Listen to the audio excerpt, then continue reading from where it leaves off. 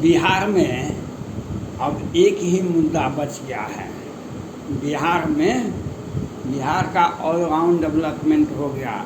यहाँ पर कोई जातिगत जनगणना की ही आवश्यकता है और यहाँ पर सभी जात का विकास हो गया है। कुछ जात छूट गए हैं जो इसका जनगणना कराना अति आवश्यक है। यहाँ पर कोई भी स्वास्थ्य विभाग भी ठीक है, जल संसाधन विभाग भी ठीक है, गृह विभाग भी ठीक, कहीं भी कुछ भी राम राज दुख का हो न व्यापा, राम राज दुख का हो न व्यापा। राम के राज में किसी को कोई दुख नहीं है। अब बिहार की जनता को कोई भी दुख नहीं है। यहाँ पर ये बिहार है, वन बिहार। बिहार होता है जब आप खुशी से हर तरह के जीवन में आपको खुशी मिलता है तो आप बिहार करने चलते हैं। कृष्ण भगवान जब वृंदावन आए थे तो बिहार कर रहे थे। आज बिहार वही बिहार है आज। इसीलिए ना कुछ साल पहले मुजफ्फरपुर बालिका गृह कांड हुआ था। ये लोग सत्ता में बैठे व्यक्ति बिहार कर रहे थे, बिहार कर रहे थे। अब इन्हें एक ही समस्या बच गया है जो समाज में दलित पिछड़े जिसकी कोई सुधि नहीं लिए, कोई सुधि नहीं लिया आज तक। जहाँ पर विकास की आज़ादी के बाद किसी को कोई सूझ नहीं मिला, उसको खोजने का एक प्रयास कर रहा है बिहार सरकार, जो जातिगत जनगणना के माध्यम से जहाँ पर सूर्य की किरणें नहीं पहुँची है, जहाँ विकास की किरणें नहीं पहुँची है, उस जगह को खोजा जाता है, उस जात को खोजा जाता है, उसका विकास कैसे किया जाए।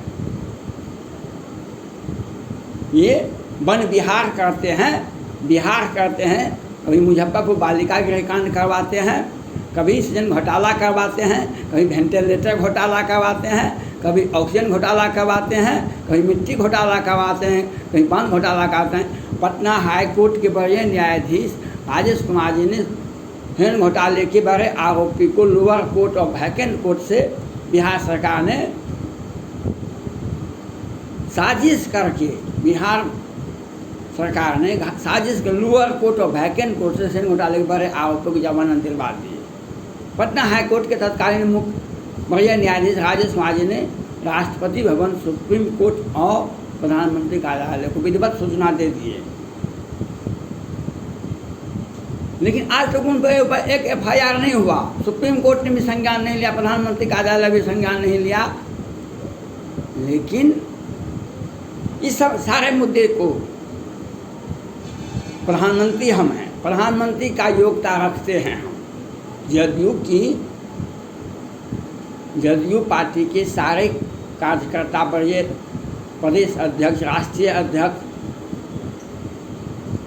संसदीय बोर्ड के अध्यक्ष, सारे लोगों ने एक स्वर से कहा कि बिहार के मुख्यमंत्री नीतीश कुमार जी प्रधानमंत्री की सारी योग्यताएं रखते हैं। ये क्यों कहा?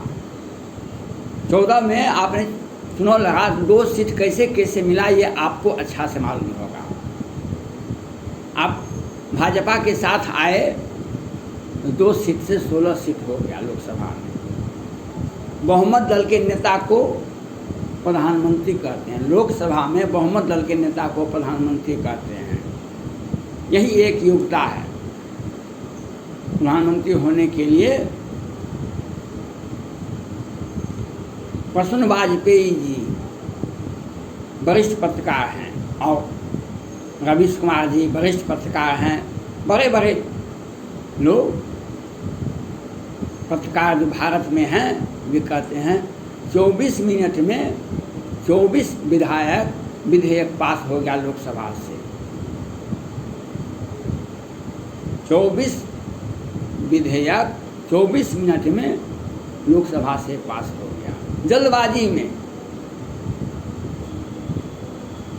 ये प्रसून वाजपेयी जी और रवीश कुमार जी से मेरा यह प्रश्न है, लोकसभा के बहुमत दल को प्रधानमंत्री कहते हैं, लोकसभा में बहुमत दल के नेता को प्रधानमंत्री कहते हैं। तो बहुमत दल का नेता वो हैं, वो ये विधेयक पास करवाए। आप क्या किए? आप जब बहुमत दल का नेता, भाजपा को लोकसभा में 303 सीटें हैं, सरकार बनाने के लिए 273 सदस्य ही काफ़ी है। उसमें क्या आप कहाँ पर हैं? विरोधी दल से क्यों नहीं आप याचिका को रोकवाए? क्यों नहीं आपने बहस में हिस्सा लिए? क्यों नहीं आप काम करवाए? क्यों नहीं मुद्दा उठाए? लोकसभा में उठाना चाहिए था, लेकिन उन्हें प्रचंड बहुमत है, वह विधेयक को पास करवाए। लेकिन पश्चिम बंगाल में आप कहाँ गए थे?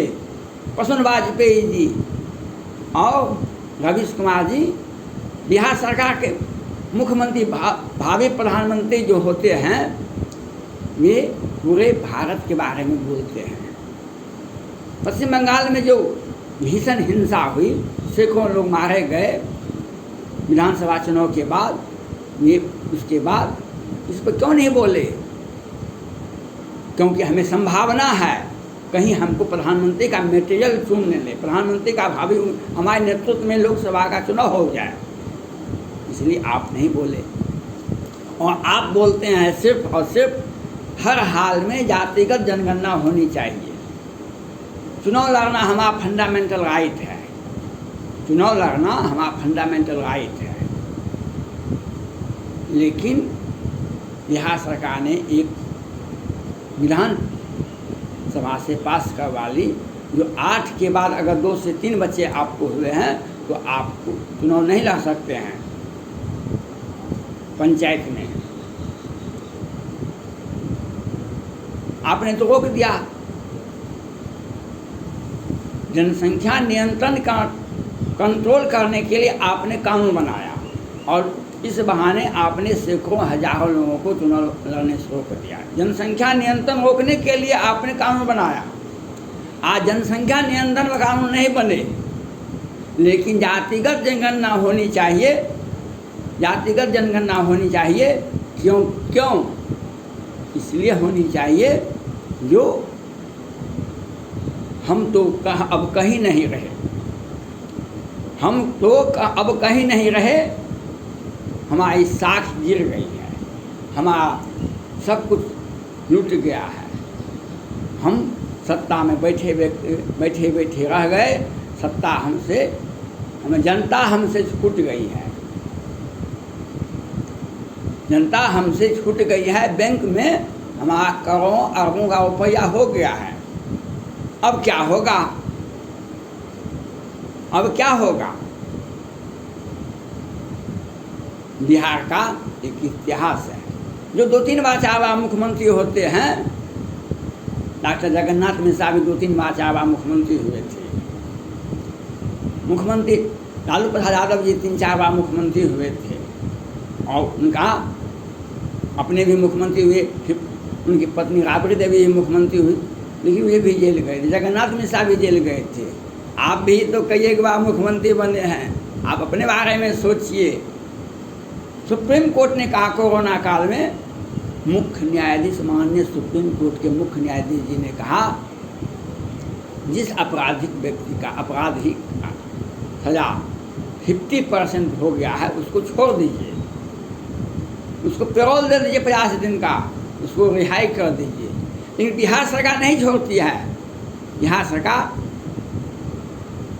विधायक, सांसद के लिए अलग कोर्ट बनवाती है, फास्ट ट्रैक कोर्ट बनवाती है।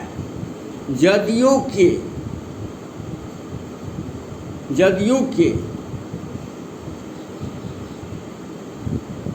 कितने सांसद पर कितने केस हैं, ये बताइए ना बिहार सरकार।